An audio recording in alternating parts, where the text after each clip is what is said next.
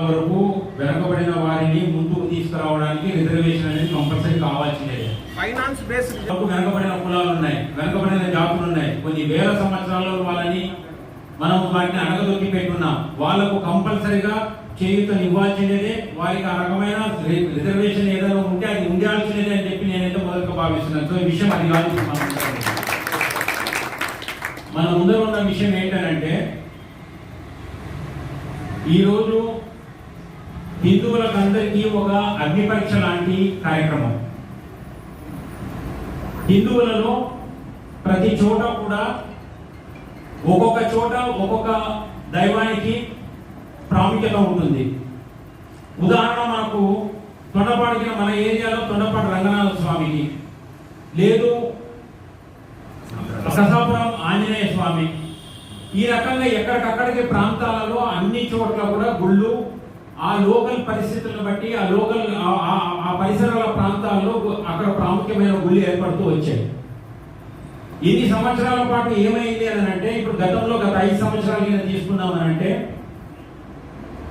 రాముల విగ్రహం తలకాయలు తీసే విగ్రహాన్ని భిన్నపరచడం కాటి నుంచి, రథాలు భిన్నపరిచే కాటి నుంచి, ఈరోజు ధ్వజస్తంభాలు భిన్నపరిచే కాటి నుంచి, లాస్ట్కు సమస్తం హిందువులందరూ కూడా ఒక కలియుగ దైవంగా భావించే శ్రీ వెంకటేశ్వర స్వామి వరకు చేరినారు. వీటికి చేరడానికి కారణం ఏంటి అని అంటే, మనలో మనము జరగలేదు అని చెప్పేసి, ఇది ఏం కాలేదులే, ఇది ఏదో ఒక పొరపాటు జరిగిందిలే, ఎవరో ఆకతాయిలు చేసినారులే, ఎవరో తెలివిలేని వాడు చేసినాడులే అని మనల్ని మనం మోసగించుకోవడం వల్లే ఇది ఇంత దూరం వచ్చింది అని చెప్పేసి నేను భావిస్తున్నా. నేను ఈ విషయం మాట్లాడుతుంటే నిన్న మా లక్ష్మణ్ నాతో చెప్తున్నాడు అనమాట. అయ్యా, మీరు తిరుపతి పోయేటప్పుడే ఈ న్యూస్ మీరు చదివినారు, చదివిన తర్వాత దీన్ని మీరు ఆ రోజు ఎవరు చేసింటారు, ఊరికి ఇవన్నీ కూడా ఏదో ఒక అపోహ సృష్టించడానికే ఇలా రాసింటారు పత్రికల్లో అని చెప్పేసి నేనే అన్నానని చెప్పి నాకైతే గుర్తులేదు. మావాడైతే నాకు ఆ విషయం గుర్తు చేశారు. అంటే ప్రతి ఒక్కరు కూడా ఏంటి అని అంటే, జరగలేదులే జరగలేదులే జరగలేదులే అని చెప్పేసి మనల్ని మనం మోసం చేసుకుంటున్నాం. ఒకవేళ జరిగింది అని ఎవరైనా చెప్తే, ముందు ఎందుకు చెప్పలేదు, వెనకెందుకు చెప్పలేదు, ఆగస్టులో ఎప్పుడో వస్తే ఇప్పుడు ఎందుకు చెప్తున్నారు, ఈ విషయాన్ని ఇప్పుడు ఎందుకు చెప్తున్నారు, దేవుని వెంకటేశ్వర స్వామి పవిత్రత దెబ్బతీస్తున్నారు అని మాట్లాడుతున్నారు. ఒకటి గుర్తుపెట్టుకోవాలి మనం అందరం కూడా, వెంకటేశ్వర స్వామి అంతర్యామి. ఆయనని అపవిత్రం చేయడానికి ఈ విశ్వంలోనే ఎవరికి ఆ శక్తి లేదు. ఆయనను అపవిత్రం చేయగలిగిన శక్తి ఈ విషయంలోనే ఎక్కడే కానీ లేదు.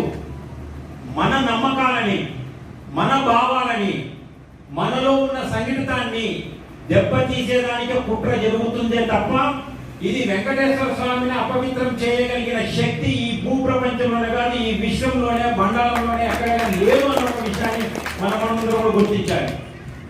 మనం బాధపడేటప్పుడు కూడా ఏమనుకుంటామంటే, వెంకటేశ్వర స్వామికి అపవిత్రమైనాడు, వెంకటేశ్వర స్వామి అపవిత్రం అవ్వడానికి అవకాశమే లేదు, అలాంటి ఆలోచనే పెట్టుకోదండి.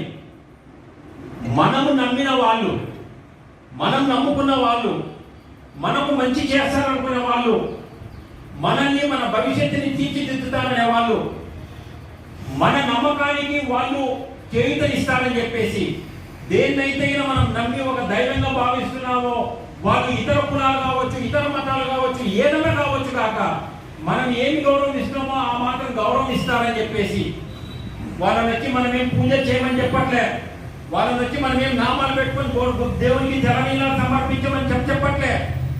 మీ పాటికి మీకు ఏ దేవుడు నచ్చినాడో, మీకు ఏ మతం నచ్చినాడో మీరు అందులోనే ఉండండి. కానీ మేము నమ్ముతూ మేము కలియుగ దైవంగా ప్రార్థిస్తున్న ఏ దేవుని దగ్గరికి కానీ ఏ గుడికి కానీ మీరు అపవిత్రం చేయకండి అనేది ఒక్కటే మనం కోరుతున్న విషయం. కానీ ఇన్ని సంవత్సరాలుగా ఈ అపవిత్రత మనల్ని ఇబ్బంది పెట్టేదానికి, మన మనసు నొచ్చుకోవడానికి ఇవన్నీ కూడా జరుగుతున్నాయి. దీంట్లో కూడా ఎందుకు జరుగుతున్నాయి ఇవి అని చెప్పేసి అంటే నాకు ఒక ఆలోచన వస్తూ ఉంది. ఏమి అంటే, దేవుడు తలకాయ తీసేసిన, దేవుడు ఏం చేసినాడు అందుకని నువ్వు ఈ దీంట్లో ఉండొద్దు మా దాంట్లోకి రా అని చెప్పడానికి ఏమో లేదు. ప్రజలలో ఎవరైతే భక్తులలో దేవుని పట్లనే ఒక అపనమ్మకాన్ని క్రియేట్ చేయడానికినో ఇవన్నీ జరుగుతున్నాయని చెప్పేసి ఒకటి భావన. రెండవది, ఎవరైతే ఇంకొక రెండో కారణం ఏమి? డబ్బు కారణం. ఉదాహరణకు మన తిరుమల ఇప్పుడు మనకు జరుగుతున్న ఈ లడ్డు వ్యవహారం తీసుకుందాం. నెయ్యి 700 రూపాయలు తక్కువ మంచి నెయ్యి దొరికే ప్రసక్తే లేదు. 350కి ఇచ్చినారు అని చెప్పేసి నమ్ముతున్నాం అనేది మనకు తెలుస్తున్న విషయం. మనకు తెలియదు, ఎందుకంటే ఎవరిని అడగాలో మనకు తెలియదు. మనలో మనం మొదలు పడుతున్నాం, మనలో మనం కుమిలిపోతున్నాం. ఏం చేయాలో తెలియదు, ఎలా చేయాలో తెలియదు, ఎవరిని అడగాలో తెలియదు. ఎవరినైనా మన పక్కవాడికి అడిగితే తన భాష ఏమి, ఇప్పుడు ఎందుకు చెప్పలేదు, అప్పుడు ఎందుకు చెప్పినారు, ఇంతవరకు ఎందుకు చెప్పలేదు, ఇంతవరకు చెప్పినారు, ఇంతవరకు చెప్పలేదు, అప్పుడు చెప్పినారు, ఇప్పుడు చెప్పినారు. మన ముందర ఉన్న ఏకైక విషయం ఏంటి? జరిగిందా, జరగలేదా? జరిగింది అని చెప్పేసి ఈరోజు రాష్ట్ర ప్రభుత్వం చెప్తా ఉంది. టీటీడీ ఈరోజు చెప్తున్నారు జరిగింది, ఇలాంటి కలుషితం జరిగింది అని చెప్పి. గతంలో ఎవరి మీదైతే నింద ఉందో వాళ్ళు ఈరోజు మేము జరగలేదు అని చెప్పేసి చేయాలి. ఎలా చేయగలుగుతారని చెప్పేసి కూడా మీకు చెప్తాను. ఇవన్నీ కూడా ఏంటి అని అంటే ఏమనుకుంటామంటే తింటే అయిపోతుందేమో అని చెప్పేసి అని అనుకుంటాం, కానీ అలా కాదు. ఈరోజు ఒక నూనెని తీసుకొని, ఒక ఆయిల్ని, ఒక గీని, ఒక ప్రోడక్ట్ని దేన్ని తీసుకొని వచ్చినా కానీ టెండర్ పద్ధతిలో కావచ్చు, ఇంకొక పద్ధతిలో కావచ్చు, ఏ పద్ధతుల్లో అయినా కానీ ప్రతి దాన్ని మనం శాంపుల్స్ తీసి పెడతాం. ఇప్పుడు ఉదాహరణకు నేను చిన్నప్పటి నుంచి కూడా ఎరువుల ఆయిల్ రిఫైనరీ ఈ మొత్తం వేరుశనగ ఈ ఎరువుల ఆయిల్స్ లో నేను ఫ్యాక్టరీలు నడుపుతున్నాను కాబట్టి నాకు అంతో ఇంతో వాటి మీద అవగాహన ఉంది. ఎలా చేస్తాం? ఇప్పుడు రైతులు ఉన్నారు, చెనక్కాయలు తీసుకెళ్తారు. చెనక్కాయలు తీసుకెళ్తే అవడం చూడరా, తూకం ఎంత వచ్చింది, పొట్టు ఎంత ఉంది, పప్పు ఎంత ఉంది చూడరా, అందులో ఆయిల్ క్వాలిటీ ఉందా లేదా చూస్తారా, చూడరా. ఒడ్లు తీసుకెళ్తాం, క్వాలిటీ చూడరా. కానీ పత్తి తీసుకెళ్తాం, క్వాలిటీ చూడరా. మిరప తీసుకెళ్తాం, క్వాలిటీ చూడరా. వీటన్నిటిని కూడా ఏం చేస్తారు? శాంపుల్స్ గా తీసి పెట్టుంటారు. 5 నెలల్లో, 6 నెలల్లో, సంవత్సరమో, 2 సంవత్సరాల్లో శాంపుల్స్ గా తీసి పెట్టుంటారు. మామూలుగా ఇలాంటి పెద్ద పెద్ద పర్చేజర్స్ అంతా కూడా ఇలాంటి చాలా ఎక్కువ కొనే వాళ్ళు లేదు, ఒక సంస్థానములు లేదు అన్నట్టు ఒక కంపెనీలు కొనే వాళ్ళు ఏం చేస్తారు? ఈ రోజు నీకు సరుకు వచ్చింది అని అంటే, ఆయిల్ వచ్చింది, గీ వచ్చింది అని అంటే ఆ ట్యాంకర్ నుంచి 5 శాంపుల్స్ తీస్తారు. 5 శాంపుల్స్ తీసి వెంటనే వాళ్ళ దగ్గర ఉన్న ల్యాబ్ లో ఒక టెస్టింగ్ చేస్తారు. చేసిన తర్వాత బాగుంది అని అంటే తీసుకుంటారు. బాగలేదు అని అంటే 2 శాంపుల్స్ తన దగ్గర పెట్టుకొని మిగతా ఎందుకు 5 శాంపుల్, ఒక శాంపుల్ టెస్టింగ్ పోయింది, 2 శాంపుల్స్ మన దగ్గర ఉంటాయి. 2 శాంపుల్స్ సరుకు తీసుకొచ్చి వాడికి ఇస్తారు. ఇస్తే వాళ్ళు ఇందులో బాగలేదు బాగుంది అని చెప్పేసి వాళ్ళు టెస్ట్ చేయించుకోవచ్చు. వాళ్ళు టెస్ట్ చేయించుకొని వాళ్ళ దగ్గర ఉన్న రిపోర్ట్ ఇక్కడ రిపోర్ట్కి ఏమైనా తేడా వస్తే అప్పుడు మాట్లాడుకోవచ్చు ఎవరిది తప్పు ఉంది అని చెప్పేసి. ఇలాంటివి జరిగినాయా? ఎందుకు జరగాలి అని చెప్పేసి గతంలో ఎప్పుడు జరగలేదు, ఇప్పుడు ఎందుకు చెప్తాము అనే మాట మాట్లాడడానికి ఒక విధంగా వాదం తేవచ్చు. గతంలో ఈ ఘీ అనేది ఎవరు విజయ మిల్క్ నుంచి తీసుకునేవాళ్ళు, లేదని అంటే నందిని మిల్క్ నుంచి తీసుకునేవాళ్ళు. సో ఇక్కడ ఇవి ప్రభుత్వ రంగ సంస్థలు కాబట్టి ఇవి తీర్చడానికి చేయడానికి అవకాశం లేదు అని అంటాం. ఈ విషయంలో ఎందుకు జరుగుండాలి అని చెప్పేసి నేను కోరుకుంటున్నానంటే, ఈరోజు మనకు సోనా మసూరి బియ్యం 20 రూపాయలకి ఇస్తారు అని అంటే మన తల్లిలో, మన చెల్లిలో, ఇంట్లో ఆడవాళ్ళు ఎవరైనా అలా ఇస్తున్నారంటే ఆ బియ్యాన్ని చూడమా? 1-2 సార్లు పర్యవేక్షంగా చూడమా? బియ్యం బాగుందో లేదో చూడమా? కొద్దిగా శాంపుల్ తీసుకొని దాంట్లో వండి బాగుందంటేనే తక్కువ రేట్ అయినా కానీ తీసుకొని అని చెప్పి తీసుకొని తక్కువ రేట్ ఉన్నంత మాత్రం లోపలికి వేసేసుకొని వండి పెట్టి మన కుటుంబ సభ్యులకు, మన పిల్ల పాపలకు పెడతామా? పెట్టాం. ఇక్కడ ఒకవేళ మాకు తక్కువ వచ్చింది అని చెప్పి మేము తీసుకున్నాము అనే మాట వస్తే, తక్కువ వచ్చింది కాబట్టి ఇది నెయ్య కాదని చెప్పి చూడాల్సిన బాధ్యత టీటీడీ మీద ఉందా లేదా? దీన్ని ఏం చర్య తీసుకున్నారు దీని మీద? ఈ రికార్డ్ ఏమైంది? తీయండి రికార్డ్ తీసి చెప్పండి, పలానా రోజు వచ్చింది, ఇన్ని 100 ట్యాంకర్లు వచ్చాయి, ఇంత శాంపుల్స్ తీసాం, ఇన్ని 100 ట్యాంకర్లు వచ్చాయి, ఇంత శాంపుల్స్ తీసాం, ఈ ట్యాంకర్ ఇది రిపోర్ట్, ఈ ట్యాంకర్ ఇది రిపోర్ట్, ఈ ట్యాంకర్ ఇది రిపోర్ట్ అని చెప్పేసి ఈ రోజు పెట్టండి. దాన్ని మీరు పెట్టలేదు అని అంటే మేము మీ మీద ఈ నింద కరెక్టే అని చెప్పి నమ్మాల్సి వస్తుంది. నమ్మే తీర్థం కూడా. ఎందుకు నమ్మే తీర్థము అని అంటే కూడా ఈ రోజు నువ్వు ఏ నూనెనో తీసుకోనరా, నేను దాన్ని గీ మాదిరి చెప్పించి నీకు చూపిస్తా. ఎలా అనే విషయం కూడా చెప్తాను. ఏ నూనెనైనా కానీ ఈ రోజు మనం సన్ఫ్లవర్ ఆయిల్ కొంటాం, లేదా గ్రౌండ్నట్ రిఫైన్డ్ ఆయిల్ కొంటాం. కొన్న తర్వాత నువ్వు రెండింటిని చూస్తే యాది శనగ నూనె, యాది సన్ఫ్లవర్ ఆయిల్, యాది తెల్ల ఆయిల్ అని చెప్పగలమా? ఎందుకు? రిఫైనింగ్ ప్రాసెస్ లో ఉన్న కలర్ పోతుంది, ఉన్న ఓడర్ పోతుంది. అంటే ఇప్పుడు మనిషి ఫిజికల్ గా చూడాలి అని అంటే, ఫిజికల్ గా దాన్ని కనుక్కోవాలి అని అంటే అది ద్రవ పదార్థం మీద అయితే నువ్వు మంచి నీళ్ళు కూడా కలుషితమైనా లేదా అని చెప్పి నువ్వు కళ్ళతో చెప్పలేవు, ల్యాబ్ పంపాల్సిందేనే. ఒక చిన్న కార్యక్రమం, ఒక చిన్న ₹1 కోటి ఫ్యాక్టరీ పెట్టుకున్న వాడు కూడా ఒక ల్యాబ్ పెట్టుకుంటాడు. కానీ ఇక్కడ ల్యాబ్ పెట్టలేదు. టీటీడీలో ల్యాబ్ ఉన్నట్టు ఇంతవరకు చెప్పలేదు, ల్యాబ్ లేదని అంటున్నారు. ఓకే, ఎందుకు లేదు ల్యాబ్ ఈ విషయంలో అని అనుకుంటే దాన్ని కూడా మనం సంపాదించుకుందాం. ఏ రకంగా ప్రభుత్వ రంగ సంస్థల నుంచి తీసుకుంటున్నాం, దేవునికి కలుషితం తిప్పడానికి ఎవరే కానీ సాహసించరు అని ఒక నమ్మకంతో తీసుకుంటున్నామని చెప్పి అనుకోవచ్చు. కానీ మీరేమంటున్నారు? ₹700 ఉన్నదాన్ని 350 ఉన్నందుకు టెండర్ పెట్టి తీసుకున్నాము అని అంటారు. మరి ₹350 అంత తక్కువకు వచ్చినప్పుడు మీరు తీసుకోవాల్సిన చర్యలు ఏమైనాయి? వాడికి నూనె ఎక్కడి నుంచి, వాడికి ఈ నెయ్యి ఎక్కడి నుంచి వచ్చింది? అది తీసుకురావడానికి అతనుకున్న శక్తి ఉందా లేదా? అతనికి అంత అందుబాటు ఉందా లేదా? అంత నెయ్యి తీసుకొచ్చే శక్తి ఆ సంస్థకు ఉందా లేదా అని చెప్పి అడగాల్సిన బాధ్యత, తీసుకోవాల్సిన చర్యలు లేవా అని అడుగుతున్నాను నేను ఈరోజు. అవి ఏమైనా తీసుకుపోయినట్టే మాకు ముందు పెట్టండి. ఈరోజు ప్రజలకు తెలియపరచండి, మీ వెబ్సైట్లలో పెట్టండి, శాంపుల్స్ ఉండాలి. ఈ రోజు ఎక్కడికైనా కానీ నువ్వు ఒక బియ్యం వెళ్ళిపో, శాంపుల్ వచ్చిన లారీకి బియ్యం వ్యాపారం చేస్తున్నారు ఎవరన్నా ఇక్కడ? బియ్యం అంగడికి పో, శాంపుల్ తీసి పెడతారో లేదో చూద్దాం. లేదు, ఒక ఏ దానికన్నా వెళ్ళు, ఏ తినుబండారం వస్తుంటైనా వెళ్ళు, ఏ దీనికైనా వెళ్ళిన తర్వాత శాంపుల్స్ తీసి పెట్టింటారు. ఆ శాంపుల్స్ ఏమైనా ఈరోజు ఆ శాంపుల్స్ టెస్టింగ్ ఎందుకు కానీ పంపలేదు? లేదు, మీరు ₹700 ₹350 దాకా తీసుకొచ్చారు కాబట్టి మీరేమన్నా ఒక ల్యాబ్ పంపించి టెస్టింగ్ చేయించినారా ఇది నెయ్యి అని? లేకపోతే అతను సగం రేట్ ఇచ్చేవాడు ఎందుకు ఇవ్వగలుగుతాడు, ఎక్కడి నుంచి ఇవ్వగలుగుతాడని ఒక కనీస ఆలోచన ఎందుకు చేయలేదు? వీటిలో నేను ఈరోజు నమ్మే విషయం ఏంటనంటే, ఈ విషయంలో ప్రభుత్వం ఏదో ఈగో చేసింటాడు, చైర్మన్ చేసింటాడు అనేది ఉండదు. ఆనాటి సాక్షాత్తు ఆనాటి ముఖ్యమంత్రి పదవి లేని అతను చెప్పండి, ఏ అధికారి కానీ చేసేదానికి ధైర్యం ఉండదు, ఏ అధికారికే కానీ చేసేదానికి ధైర్యం ఉండదు. ఎందుకు అనంటే ఒక సిస్టమ్ ఏర్పడి ఉంటుంది, ఆ సిస్టంలో ఖచ్చితంగా బయటకు వస్తుంది. ఓ అధికారో, ఒక వ్యక్తో, ఒక మనిషో చేస్తే అది బయటకు వస్తుంది ఆ విషయం బయటికి రాకుండా చేయగలిగే సత్తా ఉన్న వ్యక్తి ఎవరనంటే కేవలం ముఖ్యమంత్రి కావచ్చు, ప్రధానమంత్రి కావచ్చు, వాళ్ళకు మాత్రమే అలాంటి సత్తా ఉండేది. దాన్ని చేయగలిగినారు అని అంటే ఈరోజు సాక్షాత్ జగన్మోహన్ రెడ్డిని ఒక హిందువుగా నేను ప్రశ్నిస్తున్నాను. ఈరోజు నీవు ఈ ₹350 కేజీ నెయ్యి కొన్నప్పుడు తీసుకున్న చర్యలేంటి? నువ్వు ఆ క్వాలిటీ ఉందా లేదా అని చెప్పి చూసిన చర్య ఏంటి? నీ రికార్డ్ ఎక్కడ? ఈ శాంపుల్స్ ఎక్కడ? సో దయచేసి ఏదో వాళ్ళు చంద్రబాబు నాయుడు 6 నెలల తర్వాత ఎందుకు చెప్పినాడు, లేదు పవన్ కళ్యాణ్ ఎందుకు దీక్ష తీసుకొని పోయినాడు, అవి కాదు మాకు కావాల్సినది.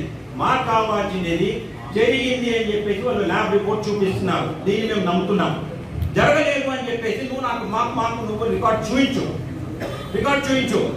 అలాగైనా ఆ రికార్డింగ్ చూపించగలిగిన నాడు మీకు మేము క్షమాపణ చెప్పి తిరుపతికి వెళ్ళి మా తలని మేము దేవుని సమర్పించుకుంటాం. మీ గురించి మేము రకాల ఆలోచన చేసినందుకు అని చెప్పేసి కూడా నేను ఈరోజు ఈ ముఖంగా ఆయన అడగాలి అని చెప్పేసి నేను భావిస్తున్నాను.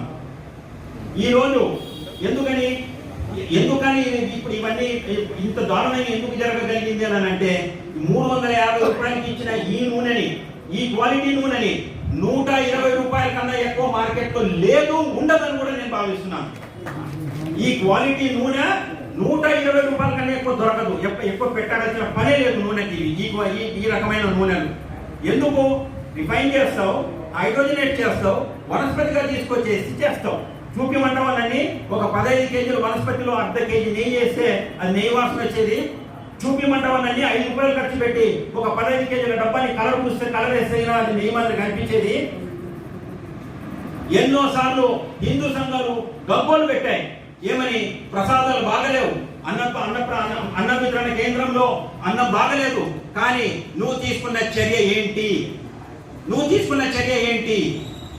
ఈ రోజు బ్లూ డైమండ్ పోయింది, పింక్ డైమండ్ పోయింది అని చెప్పేసి ఆ రోజు మాట్లాడినారు. పింక్ డైమండ్ మీద మీరు తీసుకున్న చర్య ఏంటి? పోయిందా పోలేదా? పోయింది అని అంటే ఎవరు కారకులు, పోలేదు అని అంటే చెప్పిన వ్యక్తి మీద నువ్వు ఏం చర్య తీసుకున్నావు? ఇంకా నాకు గుర్తున్న విషయం ఏంటంటే ఆ రోజు టీటీడీ సాక్షి మీదనో ఎవరి మీదనో పరువు నష్ట దావా వేస్తే దాన్ని కొట్టేయాలి, దాన్ని కొట్టేసినట్టు దాన్ని విత్డ్రా చేసినట్టు టీటీడీ హైకోర్టులో ఫైల్ చేస్తే హైకోర్టు వచ్చేసి దాన్ని విత్డ్రా చేయడానికి లేదు అని చెప్పేసి అన్నట్టు నాకు గుర్తుంది. అది ఎంతవరకు నిజమో ఎంతవరకు అబద్ధమో మనం అది కూడా చూడాలి. అంటే ఎప్పుడైతే మనకు ఒకటి జరిగిందో, మనం ఎట్లయితే జరగలేదు అని చెప్పేసి మనల్ని మనం భావిస్తున్నామో, మనల్ని మనం మోసం చేసుకోవడానికి మనం ప్రిపేర్ అవుతున్నాము, ఏం చేయాలి అని తెలియని ఒక నిస్సాయతతో కానీ, చేయడానికి అవకాశం లేని ఒక పరిస్థితులలో కానీ, ఒకరిని చూసి భయపడి సచ్చే ఈ పరిస్థితులలో కానీ మనల్ని మనం మోసం చేసుకుంటాము అనే ఒక విషయాన్ని మీరు అందరూ కూడా గమనించాలి. రాబోయే రోజులలో నేను మీ అందరూ కూడా కోరేది ఏంటనంటే, ఈ విషయాన్ని ఏ రకంగా ఇది నిజమా కాదా అన్న విషయాన్ని మనం తేల్చడానికి మనం మన జిల్లాలో అనంతపుర స్థాయిలో ఒక జిల్లా మీటింగ్ పెట్టాలి అని చెప్పేసి నేను కోరుకుంటున్నాను. దీనికి బంధువుల్లో ఈవెన్ నాకు తెలిసి 4-5 మంది నేనే చూస్తుంటాను ప్రతి శనివారం. ఇతర మతస్థులు కూడా వచ్చి వెంకటేశ్వర స్వామిని మొక్కడం జరుగుతోంది. ఇవాళ మనగిన తిరుపతికి మనగిన దీనికి కడపకిన వెళ్తే అక్కడ ఎంతో మంది ముస్లిం స్త్రీలు ముస్లిం పెద్దలు వచ్చేసి అక్కడ స్వామిని మొక్కుతుంటారు. ఈ రోజు అష్టపాద పద్మనాథన సేవనే ఒక ముస్లిం కుటుంబం సమర్పించిన ఈ బంగారు పుష్పాలు. సో ఇందులో ఏంటంటే ఏదో మతము, ఏదో కథ, ఏదో కానే కాదు ఇది. ఈ రోజు నేను నమ్మిన నా దైవాన్ని నువ్వు అపవిత్రం చేయడానికి, నువ్వు నా దేవుని నువ్వు అపవిత్రం చేయడం నువ్వు కాదు, నువ్వు 1,00,000 జన్మలు ఎత్తినా కానీ నువ్వు అది చేయలేవు. నీలాంటి వాళ్ళు 1,00,000 కాదు, ఎంతమంది వచ్చినా కానీ చేయలేవు. నా ఒక నమ్మకాన్ని, నేను నమ్మేదాన్ని నువ్వు దెబ్బతీయడానికి జరుగుతున్న ఈ ప్రయత్నం, దీన్ని మనం అందరం కూడా ఖండించాలి.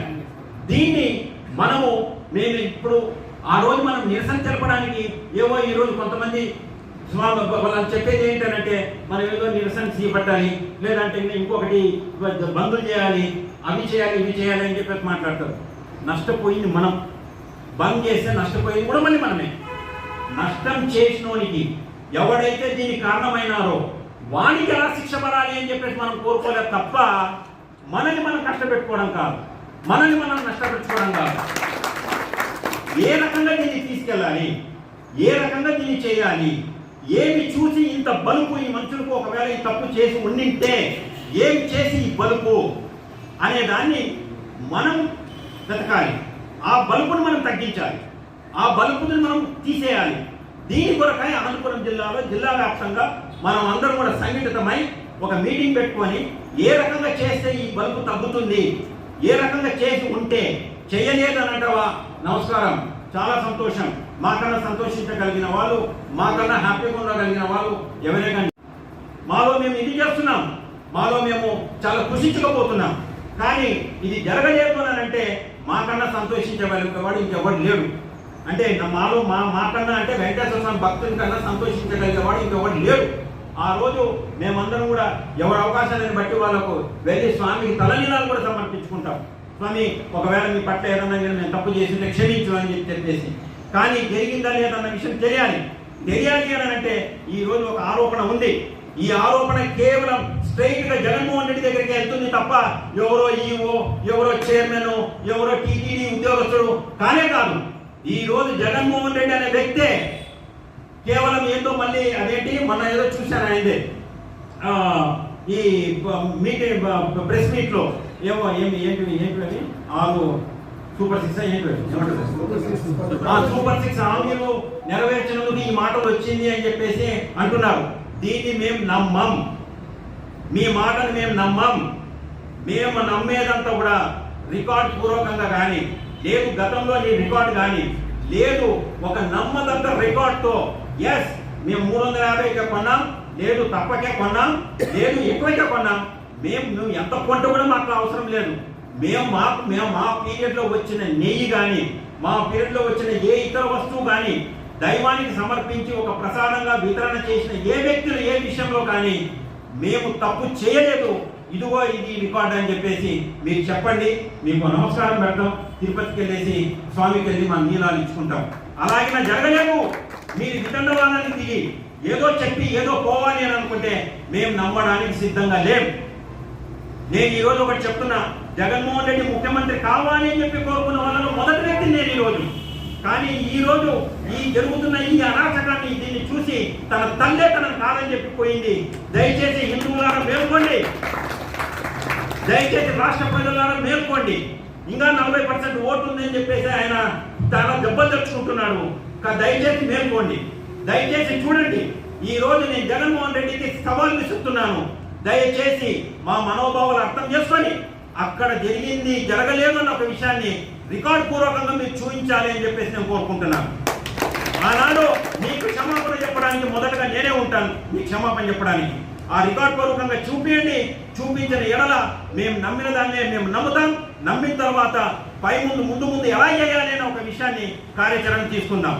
సో దీంట్లో నేను ప్రతి ఒక్కరికి కోరేది ఏంటంటే, రేపు అతి త్వరలో కుల సంఘాలు కావచ్చు, వృత్తి సంఘాలు కావచ్చు, ఇవన్నీ కూడా కావచ్చు, కులం అనే ఒక ప్రస్తావన వచ్చింది. కులరహిత సమాజము అది ఇది అని మనం ఇదైపోయింటాం. కులం అన్నది ఒక ఆలోచన ఏంటంటే, కులం అన్నది అవసరమే, దానికి కాదని చెప్పలేము, అది నరనరాన్ని ఎక్కింది. కానీ కులం ఉన్న ప్రతి ఒక్కరు కూడా భావించాల్సినది ఏంటంటే, కులం శరీరంలో ఒక భాగం అయితే శరీరం అన్నది హిందుత్వం. శరీరం బాగలేనప్పుడు నీ శరీర భాగానికి వాల్యూ లేదు. నీ శరీర భాగం బాగలేనప్పుడు మిగతా వ్యవస్థ అంతా మన శరీరంలో ఉన్న వ్యవస్థ అంతా కూడా ఆ పార్ట్ను బాగుపరచడానికి ఏ రకంగా అయితే యుద్ధం చేస్తుందో అదే విధంగా కూడా కులం అవసరమే. కానీ కులానికన్నా అవసరం మన దేహం, అది హిందుత్వం, అది సనాతన ధర్మం. సనాతన ధర్మ రక్షిత. సనాతన ధర్మం ఉన్నంత వరకే ఈరోజు ఎక్కడైనా కానీ ఏదైనా కానీ ఒక పీస్ ఉండాలన్నా కానీ, ఒకరికొకరు పరస్పరంగా జీవించాలన్నా కానీ సనాతన ధర్మం నేర్పించిన భావాలే తప్ప ఇంకొకటి కాదు. సో అవన్నీ మనకి ఇప్పుడు అవసరం లేదు. అదంతా కూడా ఎందుకంటే టాపిక్ వచ్చింది కాబట్టి చెప్తున్నాను. ఇవన్నీ ఇప్పుడు మనకు అవి కాదు. జరిగిందా జరగలేదా, జరిగింది అని చెప్పేసి డాక్యుమెంటరీ ఎవిడెన్స్ వచ్చింది, జరగలేదు అని చెప్పేసి మీరు ఏం చూపిస్తారు? ఇది మనం మాట్లాడేది. దాన్ని లెక్క పెట్టకపోవచ్చు, ఎవరు పట్టించుకోకపోవచ్చు. ఇంతకన్నా ఎక్కువ మహానుభావులు చాలా మాట్లాడారు, చాలా విషయాలు చెప్పారు, కానీ దాన్ని పట్టించుకున్న నాదాన్ని ఎక్కడే కానీ లేదు. కానీ ఈ విషయంలో మనకు ఆన్సర్ దొరికేంత వరకు వదిలిపెట్టాల్సిన ప్రసక్తే లేదు. దాన్ని ఏ రకంగా చేయాలన్నదే రేపు మనం అనంతపూర్లో అందరం కలిసి డిసైడ్ చేయాల్సింది. సో దయచేసి ఎవరికి వాళ్ళు త్వరగా మనం మాషో బుధవారమో లేదనంటే రేపు మంగళవారమో బుధవారమో అనంతపూర్ టీటీవీలో మనం ఒక మీటింగ్ పెట్టుకోవడానికి ఏర్పాట్లు చేసుకుందాం. అనంతపురం జిల్లా వ్యాప్తంగా ఉన్న అందరినీ కూడా రానివ్వండి. వెంకటేశ్వర స్వామి భక్తులు, హిందువులు, వెంకటేశ్వర స్వామిని నమ్మిన ఇతరులు అయినా కూడా, నేను ఇతర వాళ్ళకు కూడా చెప్తున్నాను, మాకు ఈరోజు ఇది జరిగింది అని అంటే రేపు మీకు జరగకుండా పోవడానికి పెద్ద దూరం లేదు, పెద్ద దూరం ఏం లేదు, ఆల్రెడీ జరిగిపోయిందో కూడా. కానీ ఏంటంటే మా కర్మకి ఏంటంటే మా గుళ్ళు, మా ఆదాయాలు వచ్చే గుళ్ళు ఇవన్నీ ఏంటంటే ప్రభుత్వం కబంధ హస్తాలలో ఉండి చచ్చినాయి. ఎందుకు ఉండి చచ్చినాయి అంటే కూడా మాలో మేము ఐక్యతగా లేక. సో ఇదంతా చాలా లార్జ్ సబ్జెక్ట్, దాంట్లో కొద్దు. ఈ విషయం జరిగిందా జరగదు, దీన్ని రేపు మనం అనంతపూర్లో ఏ రకంగా ప్రశ్నిస్తాం, ఏ రకంగా నిజాన్ని ఏ రకంగా మనం దీన్ని డిమాండ్ చేద్దాం అనే ఒక విషయం మీద రేపు అనంతపూర్లో మనం అతి త్వరలో ఒక మీటింగ్ పెట్టుకుందాం. సో దయచేసి అన్ని కుల సంఘాలకు, అన్ని వృత్తి సంఘాలకు, తర్వాత హిందూ సంఘాలైన వాళ్ళకు కూడా అందరూ కూడా రమ్మని చెప్పేసి ఏ రకంగా చేద్దామన్న ఒక విషయాన్ని అనంతపురం జిల్లా నుంచే మనం మొదలు పెట్టాలి అని చెప్పేసి నేను కోరుకుంటున్నాను. భగవంతుడు ఈ రాష్ట్రాన్ని, ఈ సమాజాన్ని, ఈ దేశ సమాజాన్ని అంతా కూడా బాగుపరిచే చక్క మనకు శక్తినివ్వాలని చెప్పేసి ఆ భగవంతుని పాద పద్మాలకు నమస్కరించి విరమించుకుంటున్నాను. జై హింద్.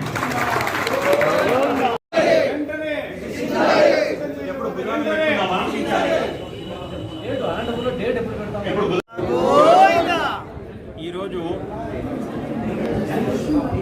వెంకటేశ్వర స్వామి ప్రసాదం విషయంలో ప్రభుత్వం, ముఖ్యమంత్రి గారు, ఉప ముఖ్యమంత్రి గారు ల్యాబ్ రిపోర్ట్స్ వచ్చిన వాటిని చూస్తే మనసు కృషించకపోతా ఉంది. ఈ విషయం ఇలాంటిది కూడా జరుగుతుందా అని చెప్పి నమ్మడానికి కూడా అవకాశం లేని అంత ఒక బాధ, చెప్పుకోలేని ఆవేదన. వీటిని ప్రభుత్వం నిర్దిష్టంగా ల్యాబ్ రిపోర్ట్స్ తోటి డాక్యుమెంటరీగా ఈరోజు ప్రభుత్వం చెప్తా ఉంది. ఈ నింద డైరెక్ట్గా ఇది జగన్మోహన్ రెడ్డి గారికే దీన్ని మేము భావిస్తున్నాం.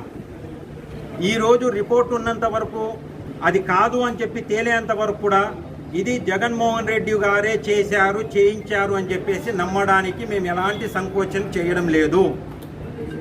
ఒకప్పుడు జగన్మోహన్ రెడ్డి ముఖ్యమంత్రి కావాలని చెప్పి కోరుకున్న వాళ్ళలో ప్రథముని నేను. ఈరోజు మాకు జరిగిన ఈ అన్యాయం, ఈ వెంకటేశ్వర స్వామిని ఏదో వీళ్ళు అపవిత్రం చేయడము, వీళ్ళు చేశారు అని చెప్పేసి వచ్చిన వాదనను నేను ఖండిస్తున్నాను. అది ఎవరి వల్ల ఇలాంటి తుచ్చుల వల్ల అలాంటివి జరగవు, అవి జరగలేవు. అయినా మా నమ్మకాన్ని దెబ్బతీసే విధంగా ఈ రకమైన నెయ్యిని వాడినారు అని చెప్పేసి ప్రభుత్వం చెప్తా ఉంది కాబట్టేసి మేము నమ్ముతున్నాం. అది జరగలేదు అని చెప్పేసి గత ముఖ్యమంత్రి ప్రూవ్ చేసుకోవాల్సిన బాధ్యత అతని మీద ఉంది. మళ్ళీ అతను దాన్ని ప్రూవ్ చేసుకుంటాడా? ఎందుకనంటే అతను ఇచ్చిన వివరణలో రాజకీయ పరంగానే ఉంది. మాకు అది కాదు కావాల్సింది. ఏ రకంగా అయితే డాక్యుమెంటరీగా ఇది జరిగింది అని చెప్పేసి ప్రభుత్వం చెప్తుందో అదేవిధంగా డాక్యుమెంటరీగా ఇది జరగలేదు అని చెప్పాలి. డాక్యుమెంట్ ఎలా వస్తుంది అని అంటే దానికి నేను చెప్తాను ఎలా వస్తుంది అన్న విషయం ఆల్రెడీ ఇప్పుడు చెప్పున్నాను. సో దయచేసి వైసీపీ నాయకులు లేదు వైసీపీని మద్దతు ఇచ్చేవాళ్ళు వాళ్ళు ఏ కులం ఏ మతంలోనే ఉండని కాక నేను వారందరినీ కూడా కోరేది ఏంటంటే ఇది జరగలేదు అని చెప్పడానికి ఏమేమైతే ఒక నమ్మదగ్గ సాక్ష్యాలు ఉన్నాయో దయచేసి జగన్మోహన్ రెడ్డి గారిని వాటిని మాకు చూపించమని చెప్పండి. లేదు టీటీడీ వెబ్సైట్లోనో లేదు వైఎస్ఆర్సీపీ పార్టీ వెబ్సైట్లో అయినా కానీ ఉంచమని చెప్పండి. మేము దాన్ని చూడడానికి లేని ఎడల ఖచ్చితంగా ఇది జగన్మోహన్ రెడ్డి గారే చేపించారు అని చెప్పేసి మేము నమ్మాల్సి వస్తుంది. జై హింద్. ఒక్కరిలో ఉంది, ఇది నిజమా కాదా అనేది తెలుసుకోవాలంటే మనం కూడా ఏం చేయాలి? ప్రతి ఒక్కరు కూడా ఒక ఆలోచనతో ముందుకు రావాలని ఈ యొక్క సమావేశానికి అందరూ కూడా రావడం జరిగింది. ఎందుకంటే ఎవరో ఒక అడుగు ముందుకేసి ఈ ప్రయత్నాన్ని ముందుకు తీసుకెళ్తేనే మనకు ఒక దాని గురించి జరిగిందా లేదా అనేది ఫస్ట్ నిర్ధారణ కావాలి. ఎందుకంటే ఒకరేమో జరిగింది అంటున్నారు, ఒకరు లేదు అంటున్నారు. రకరకాలుగా ఈ యొక్క అభిప్రాయాలు తీసుకోవడం వల్ల మనం మనోవేదన చెందుతున్నాం. హిందూ బంధువులందరూ కూడా ప్రతి ఒక్కరు కూడా ప్రతి ఇంట్లో కూడా అదే మనోవేదన చెందుతున్నాం. కాబట్టి దాన్ని ఏ విధంగా ముందుకు తీసుకెళ్ళి మన ఆంధ్రప్రదేశ్ కాకుండా అన్ని రాష్ట్రాల్లోన ఈ యొక్క మనోవేదనను కూడా మనము ఆ బాధని ప్రతి ఒక్కరిలో కూడా ఉంది. కాబట్టి దాన్ని ఏ విధంగా అయితే మనము నిజా నిర్ధారణ తెలుస్తారని ఒక ఆశిస్తూ ఈరోజు ఇక్కడ పెద్దలందరూ కూడా మీటింగ్ చేయడం జరిగింది. కావున దాన్ని ఏ విధంగా అయితే మన రాష్ట్ర ప్రభుత్వం కానీ కేంద్ర ప్రభుత్వం కానీ దీని మీద అత్యంత చర్య తీసుకొని, ఎందుకంటే హిందూ మనోవేదనని హిందూ మనోబాధల్ని కూడా వాళ్ళు, ఎందుకంటే చాలా మంది కూడా పెద్దలు కూడా ఈ విధంగా ఆలోచించే దీన్ని ఏం చేయాలనేది ఆలోచిస్తున్నారు. కాబట్టి దాన్ని ఏదో ఒకగా మనకి నిజా నిర్ధారణ తప్పకుండా కావాలి. కాబట్టి ఈ యొక్క అవకాశం ఇచ్చిన పెద్దలందరూ కూడా ధన్యవాదాలు తెలుపుతూ ఇంతటితో ముగిస్తున్నా. జై శ్రీరామ్. మనకి ఈ హిందుత్వానికి ఇది ఒక పెద్ద బ్లాక్ డేగా భావిస్తున్నాం. మన గుడికి, మన పవిత్రమైన వెంకటేశ్వర స్వామి గుడికి పోవాలంటే, తిరుమలకు పోవాలంటే మనలో ఎన్నో నమ్మకాలు పెట్టుకున్నాం. మన హిందుత్వానికే ఒక ఆదర్శమైన టెంపుల్ అది, మన ప్రపంచానికే ఒక ముఖ్యమైన టెంపుల్.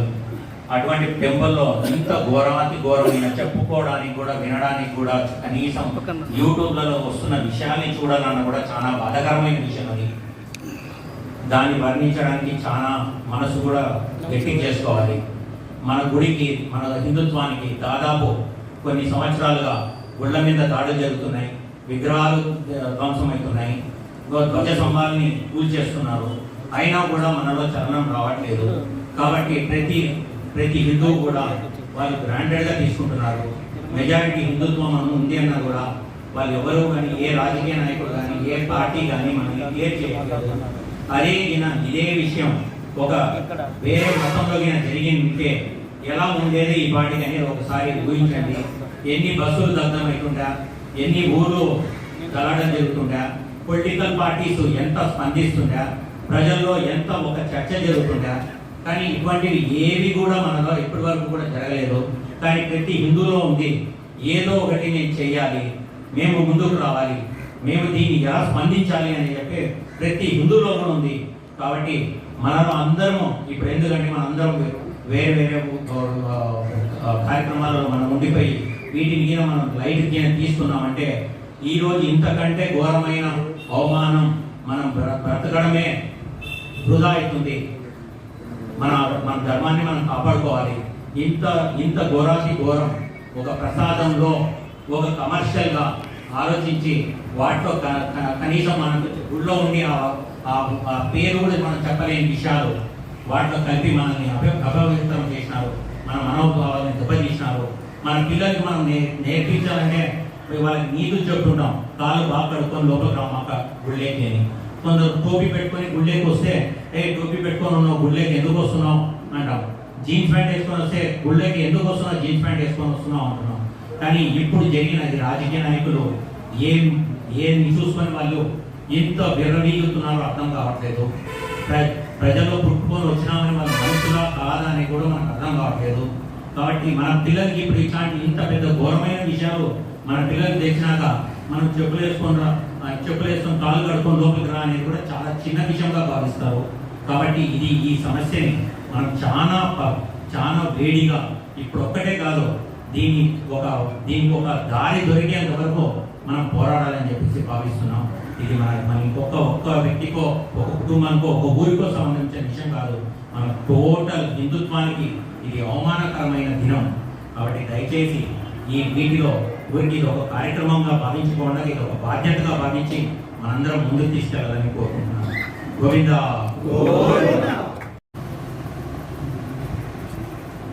ఓం శ్రీ గణేశాయ నమః. ఏడుకొండలవాడ వెంకటరమణ గోవింద గోవింద. ఈరోజు పెద్దలు మాట్లాడిన విషయం చూస్తే ప్రతి హిందువు బాధపడుతున్నారు. ఇది ఎంత ఇదితో ఆలోచించి చేశారో చేసిన వాళ్ళకే తెలుస్తుంది. ఏ విధంగా హిందూ ధర్మాన్ని దెబ్బతీయాలి, ఏ విధంగా చేస్తే వీళ్ళు మనం సక్సెస్ అవుతాము, మనం అనుకున్న టార్గెట్ అని ఆ టార్గెట్ ప్రకారమే చేసుకుంటూ పోతున్నారు. హిందువుల మీద దండయాత్ర అనేది స్వాతంత్రం వచ్చినప్పటి నుంచి జరుగుతూనే ఉంది. హిందువుల మీద దండయాత్ర అనేది ఈరోజు మొదలైండేది కాదు. కొన్ని మతాలకి ప్రత్యేక అధికారాలు కల్పిస్తూ ఒక హిందూ మతానికి బోధించేదానికి కూడా పర్మిషన్ లేదు. ఇప్పుడున్న చట్ట ప్రకారం హిందూ ధర్మం మీద దాడి స్వాతంత్రం వచ్చిన రోజు నుంచే మొదలైంది. దానికి పునాది ఏమంటే రిజర్వేషన్ల పేరుతో హిందూ కులాల్ని విడదీసినారు. హిందూ కులాలన్నీ డివైడ్ చేసేసినారు కులాల వారీగా. వీళ్ళు సంఘటితం కాలేదు. ఏ కులం వాళ్ళు మాకు రిజర్వేషన్ కావాలా, మాకు రిజర్వేషన్లు పెంచాలా గొడవలు పెట్టుకొని ఈ రోజు వరకు కూడా 75 సంవత్సరాలు దాటినా కూడా స్వాతంత్రం వచ్చి అవే ఫాలో అవుతుంది. గవర్నమెంట్స్ అన్ని వచ్చినటువంటి ఈ సమస్య హిందూ ధర్మం మీద యుద్ధం అనేది ఆ రోజే పునాది పడింది. సో హిందువులందరి పైన పునాది పడడానికి కారణమైన రిజర్వేషన్